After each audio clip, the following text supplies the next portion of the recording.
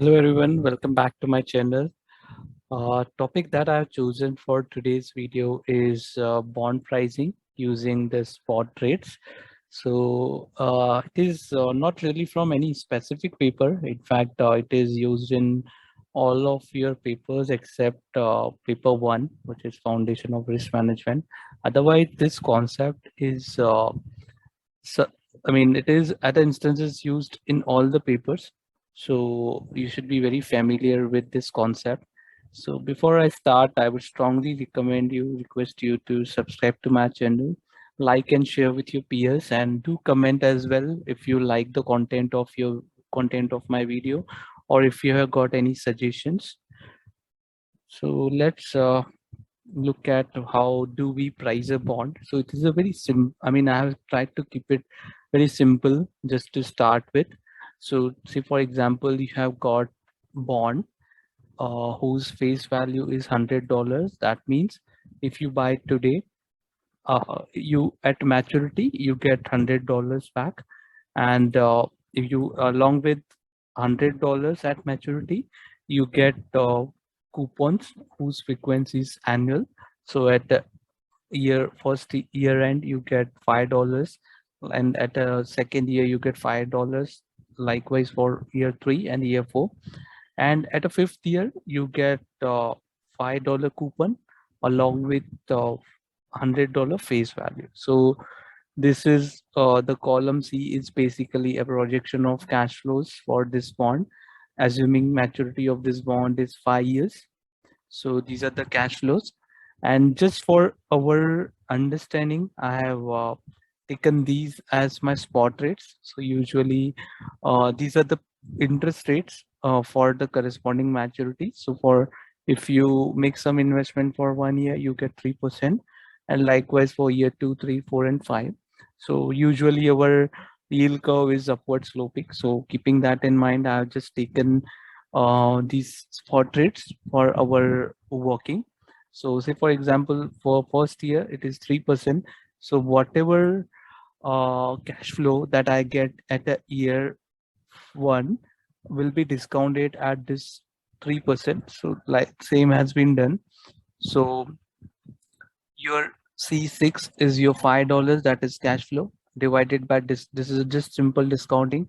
One plus your rate, rest to your maturity. So likewise, other coupons are also discounted for a corresponding maturities, and this at a year 5 you get I mean little higher value because it's I mean there is a payment of face value as well. So which so 105 has been discounted at 7%.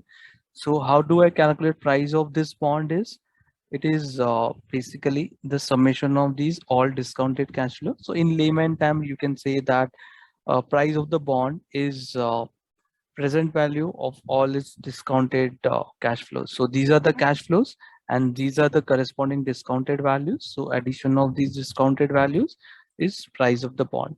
So this is how do we price a bond using the spot rates.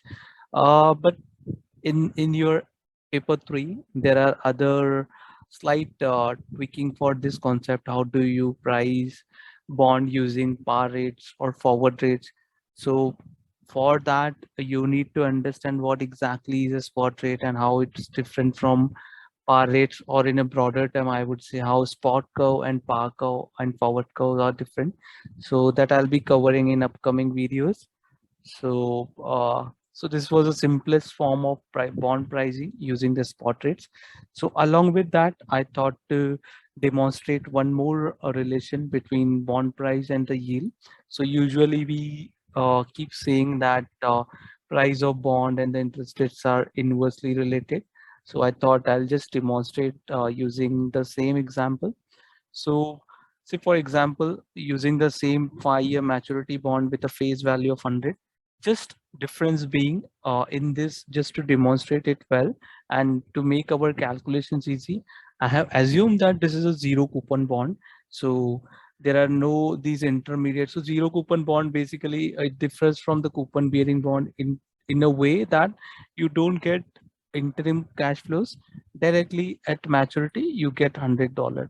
So uh, So just for simplicity of the calculation, consider same bond which maturity 5 year, face value $100, and this is a zero coupon bond. So there are no intermediate cash flows in between. So the area that we'll be focusing on is 5 year rate, not other, because this is a zero coupon bond with a maturity of 5 year rate.